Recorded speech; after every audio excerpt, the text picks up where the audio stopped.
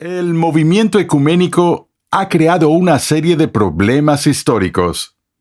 Mi gran temor en esta generación es que lo que estamos viendo suceder es una especie de movimiento ecuménico, una especie de movimiento hacia la unidad que, con el fin de lograr la unidad, neutraliza y relativiza la doctrina.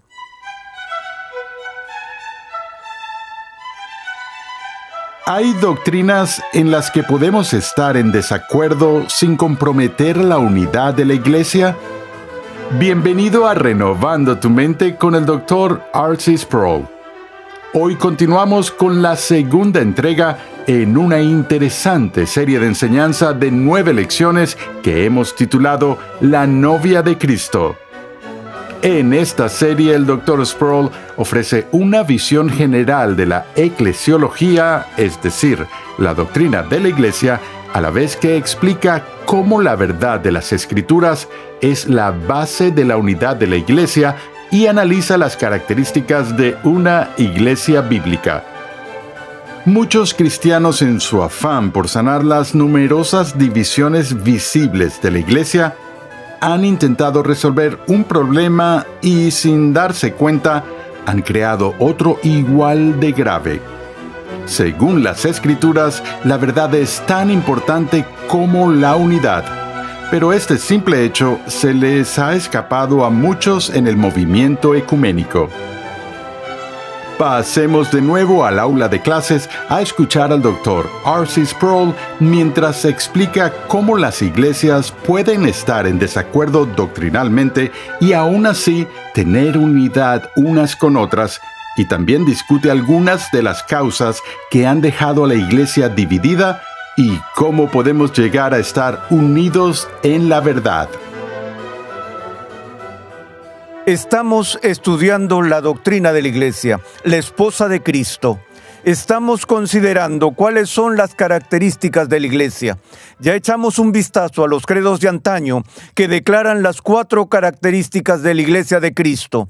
La Iglesia es una, santa, católica y apostólica.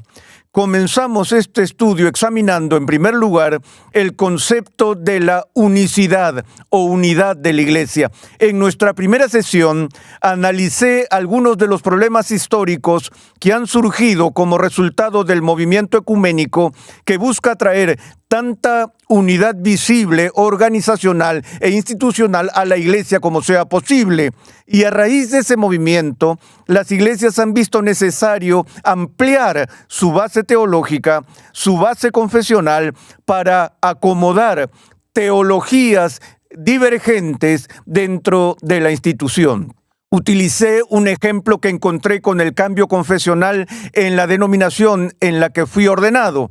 Más tarde, en la historia de esa iglesia en particular, y no es que quiero concentrarme en esa iglesia, sino que esto solo ilustra lo que sucede en muchas denominaciones. Ocurrió una crisis hace varios años, la cual fue conocida como la decisión Kaiserman, donde un ministro y un teólogo dentro de un presbiterio local, cuando fue examinado para ser transferido al presbiterio, se negó a afirmar la deidad de Cristo. Además de su negativa para afirmar la deidad de Cristo, negó categóricamente la expiación sustitutiva de Cristo, así como otras doctrinas históricas del presbiterianismo. Algo ocurrió en esa ocasión que se ha vuelto extremadamente raro, y fue que las credenciales de un hombre fueron cuestionadas por su teología en lo que equivalía a un juicio por herejía. Los juicios por herejía rara vez ocurren en estos tiempos, aunque eran comunes en épocas anteriores dentro de la historia de la Iglesia. Pero quiero ser cuidadoso aquí, en el sentido de que este caballero en particular no afirmaba la deidad de Cristo, pero tampoco estaba dispuesto a negar la deidad de Cristo. Él era básicamente agnóstico sobre la deidad de Cristo. Él no diría Jesús es Dios, decía Dios es Dios. Y por mucho que se le presionara para que afirmara la naturaleza divina de Cristo, no hacía esa afirmación. No lo negaría, pero tampoco lo afirmaría. Así el caso llegó al tribunal más alto de la Iglesia. Y en esa sesión, donde la Asamblea General de la Iglesia escuchó el caso por la opinión de este caballero, y la Iglesia tomó dos decisiones en esa Asamblea General. Por un lado, la Iglesia reafirmó su convicción en los credos históricos del cristianismo y de la Iglesia institucional particular. Reafirmaron las doctrinas establecidas en sus credos, incluyendo la deidad de Cristo y la expiación sustitutiva de Cristo y otros puntos más. Al mismo tiempo, declararon que las opiniones del caballero estaban dentro de los límites aceptables de interpretación de esos credos. Yo nunca había visto algo como esto en la historia de la Iglesia, donde la Iglesia, por un lado, reafirmaba su convicción de cierta doctrina y luego decía al mismo tiempo que una persona que negaba categóricamente la doctrina estaba dentro de los límites razonables de interpretación de la doctrina. No puedes comerte algo y conservarlo al mismo tiempo. No puedes decir, nosotros como iglesia todavía afirmamos estas verdades, pero no tienes que abrazar estas verdades para estar dentro de los límites de la confesión. La gente se fue de allí con dolor de cabeza y fue algo así como, ahora lo ves, ahora no lo ves. ¿Acaso la iglesia ahora está haciendo teología por arte de magia? Creo que ese fue un momento muy serio en la historia de la iglesia. También ilustró este fenómeno que llamamos pluralismo, porque la idea del pluralismo, de nuevo, es permitir una amplia divergencia de creencias. Siempre ha habido un cierto nivel de pluralismo dentro del cristianismo histórico. Una vez tuve un curso de posgrado en Holanda que tenía un título inusual. El título del curso era La historia de la herejía. Nosotros como estudiantes teníamos que examinar algunas de las controversias teológicas más volátiles de la historia de la Iglesia, remontándonos a los primeros siglos y remontándonos a la lucha de la Iglesia en la era del Nuevo Testamento con el judaísmo, por ejemplo, y la herejía ebionita, y luego más tarde con la herejía docética y la herejía gnóstica. Y luego tenemos los grandes concilios eclesiásticos como el de Nicea, por ejemplo, donde tuvieron que lidiar con la herejía arriana. Y en el siglo V con la herejía de Eutiques, el monofisismo y las herejías por todas partes. La Iglesia siempre ha tenido que lidiar con la herejía y la Iglesia siempre ha hecho una distinción entre lo que es una herejía y un error. Es una distinción no de tipo, sino de grado. La Iglesia siempre ha estado plagada de errores, o al menos de miembros que están en error en su pensamiento y en sus creencias. Pero cuando un error se vuelve tan grave que amenaza la vida misma de la Iglesia, cuando empieza a acercarse a un error doctrinal que afecta lo esencial de la fe cristiana, entonces la Iglesia ha tenido que unirse, levantarse y decir: esto no es lo que creemos y esta falsa creencia es herejía y no puede ser tolerada dentro de la iglesia visible. Eso es lo que ha ocurrido históricamente con los conflictos sobre la teología. Voy a hacer una distinción y espero que sea una distinción relevante para ustedes. Hay errores que llamaríamos no esenciales. Es decir, no está en juego la salvación. Podemos debatir sobre cuál es el modo adecuado de bautismo. ¿Es por inmersión, por aspersión, por rociamiento? ¿Cuál es?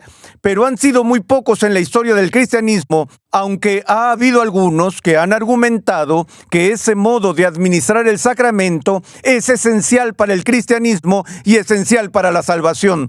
Como dije, hay muy pocas personas que adoptarían esa posición. En la otra cara de la moneda, la mayoría de los cristianos admitirán que toda verdad es importante y que toda obediencia en la vida cristiana es importante. Aunque diferimos en ciertos aspectos, reconocemos que todos estamos tratando de agradar a Dios y hacer lo que es correcto y ser obedientes a las Escrituras, pero simplemente no estamos de acuerdo en algunos de los detalles sobre lo que la Escritura realmente enseña. Con respecto al pecado en general, la Biblia habla de una caridad o un amor que cubre una multitud de pecados. Sin embargo, también hay pecados particulares que son tan atroces, tan odiosos en términos del Nuevo Testamento, que requieren disciplina en la vida de la iglesia. En realidad, en muchos casos, juicios formales que pueden conducir realmente a la excomunión de alguien. Recordarán al hombre incestuoso en la iglesia de Corinto. Pablo tuvo que reprender a la congregación de Corinto porque no disciplinaban a este hombre y el pecado de este hombre estaba escandalizando a toda la iglesia. Los corintios fueron llamados a amonestarlo y reprenderlo y si era necesario excomulgarlo si permanecía impenitente, lo que de hecho sucedió. El hombre fue excomulgado. ¿Qué pasó después? Luego se arrepintió. Y ahora la iglesia no lo dejaba volver a entrar.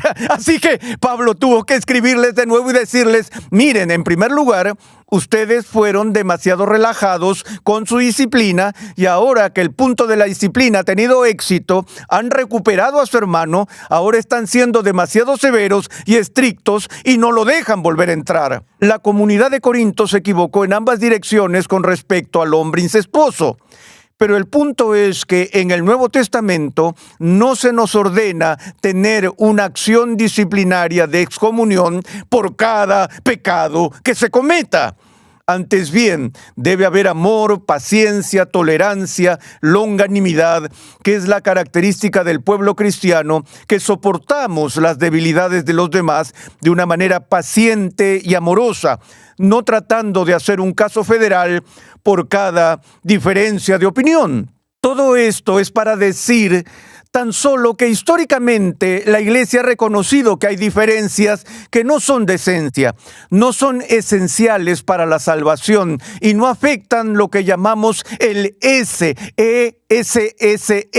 que es el término latino para esencia, ser o sustancia de la Iglesia. Hay algunos aspectos que afectan la esencia misma del cristianismo y esos son los asuntos que han cubierto las controversias de doctrina más inquietantes en la historia de la Iglesia. Pero hay otro nivel y es que hay esos errores que no son necesariamente errores con respecto a la esencia del cristianismo, pero que impactan lo que llamamos el BNE, B-E-N-E-E-S-S-E. Y bene es simplemente la palabra para bien en latín. Estamos haciendo una distinción entre los errores que afectan la esencia de la iglesia, una herejía mayor, y luego tenemos las herejías menores que afectan el bienestar de la iglesia. De manera que la iglesia, al tratar de preservar la unidad históricamente, siempre ha tenido al mismo tiempo que enfrentar el problema de mantener la pureza de la iglesia. Veremos más sobre la pureza de la iglesia cuando veamos la segunda característica, es decir, que la iglesia es santa. Pero en este momento seguimos interesados en el tema de la unidad. Mi gran temor en esta generación es que lo que estamos viendo suceder es una especie de movimiento ecuménico, una especie de movimiento hacia la unidad que, con el fin de lograr la unidad, neutraliza y relativiza la doctrina. Una unidad en la que empezamos a negociar una verdad central como la deidad de Cristo, como la expiación de Cristo, y todo por el bien de la unidad visible. Esta crisis que la Iglesia está enfrentando hoy es en gran medida un resultado del impacto de la iluminación del siglo XVIII en la Iglesia histórica, tanto católica como protestante, al llegar a su manifestación más fuerte en el siglo XIX con el surgimiento de lo que se llamó el liberalismo del siglo XIX. Quiero hablar de eso por un momento. Escribí la palabra liberalismo aquí en la pizarra y utilicé una L mayúscula por esta razón. Ser liberal simplemente significa ser libre y abierto, y considerado en sí mismo, el término liberal creo que describe una virtud. Pero cuando se pone el sufijo ismo al final, estamos hablando de una escuela particular de teología, la Escuela Histórica Redentora, que apareció con fuerza en el siglo XIX y que tuvo una influencia masiva en la Iglesia visible a través de las líneas denominacionales. Básicamente empezó con teólogos alemanes que atacaron las dimensiones sobrenaturales del cristianismo histórico y negaron, por ejemplo, la validez de los milagros bíblicos, el nacimiento virginal, la expiación de Cristo, la resurrección de Cristo, la ascensión de Cristo, y trataron de reducir la fe cristiana a un código moral o un sistema de valores. Un miembro de este grupo en el siglo XIX abandonó la Iglesia visible diciendo: intentar redefinir el cristianismo después de 1900 años por esta diferencia radical de las afirmaciones bíblicas que están llenas de afirmaciones sobrenaturales como el nacimiento virginal, la resurrección y todo lo demás, es simplemente deshonesto. La integridad exige que si una persona llega al punto en que está convencida de que lo que la Biblia enseña sobre el nacimiento y la obra de Cristo simplemente no es cierto históricamente, que debe ser honesto en ese punto y decir: yo no soy cristiano, al menos no en el sentido histórico clásico, y realmente no pongo ninguna confianza en los registros del Nuevo Testamento. Pero eso no fue lo que hizo la gran mayoría de los liberales. En lugar de eso, buscaron mantener su posición en las iglesias visibles y, de hecho, capturar las paraestructuras de las iglesias visibles. En primer lugar, capturando seminarios, universidades, consejos directivos y agencias de las principales denominaciones, y eso fue lo que sucedió. De modo que a principios de este siglo hubo una lucha catastrófica en Estados Unidos que se conoció como la lucha modernista y fundamentalista. Esa lucha, desde una perspectiva histórica, puede ser fácilmente distorsionada y malinterpretada, porque el término fundamentalismo o el término fundamentalista ha sufrido un cambio importante desde su uso temprano a principios del siglo a la forma en la que se utiliza hoy en día. Si fueras a la iglesia de hoy e hicieras la pregunta: ¿qué es fundamentalista? Generalmente la respuesta sería algo como esto: alguien que es definitivamente arminiano en su teología, alguien que es moralista en su teología, alguien que tiene un enfoque literalista de las Escrituras, alguien que se opone a una teología seria. Se le caracteriza o caricaturiza como un ignorante de pueblo, inculto, pietista, de mente estrecha y fanático. Esa es la descripción del fundamentalismo en nuestros días. Originalmente, el término fundamentalista fue utilizado por estudiosos muy serios. Uno de los líderes era un profesor de teología sistemática en el seminario de Princeton, en New Jersey, y lo que estos hombres, que en su mayoría eran calvinistas, no arminianos, eran teólogos altamente educados. Ellos decían que el problema con el modernismo era un problema que afectaba las premisas fundacionales, las verdades fundamentales del cristianismo bíblico e histórico. Verdades que la Iglesia Católica Romana, por ejemplo, ciertamente mantendría sin ser llamada fundamentalista en el sentido peyorativo en el que acabo de mencionarlo. Esta controversia a principios de este siglo realmente empezó la proliferación de divisiones eclesiásticas, ya que la gente en todo tipo de iglesias se enfrentaba a la influencia del liberalismo dentro de sus denominaciones. Las iglesias empezaron a dividirse desde dentro entre los liberales y los conservadores, y entre los evangélicos y los modernistas. Y para muchos siguieron coexistiendo dentro de las grandes denominaciones, pero era cualquier cosa menos una coexistencia pacífica.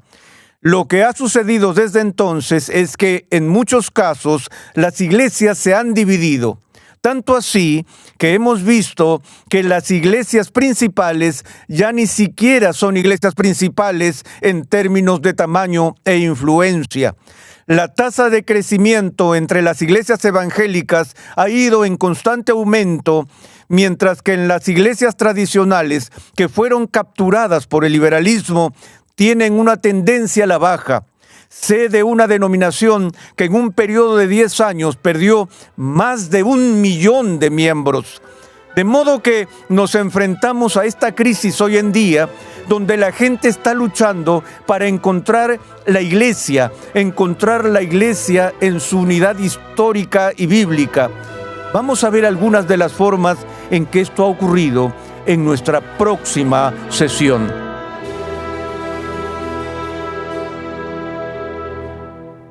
Gracias por sintonizar Renovando tu Mente. En unos instantes, el Dr. Sproul regresará para concluir esta lección. Pero antes, te invitamos a visitar nuestra página web renovandotumente.org, donde podrás solicitar gratuitamente la guía de estudio de esta serie.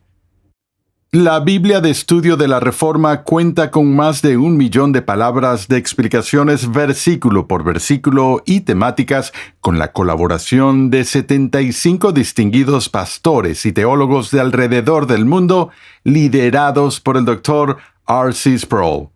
Adquiérela hoy mismo en tu librería cristiana favorita, o para más información, visita la página web bibliadeestudiodelareforma.com. Antes de despedirnos por hoy, el Dr. Sproul tiene un comentario final para nosotros.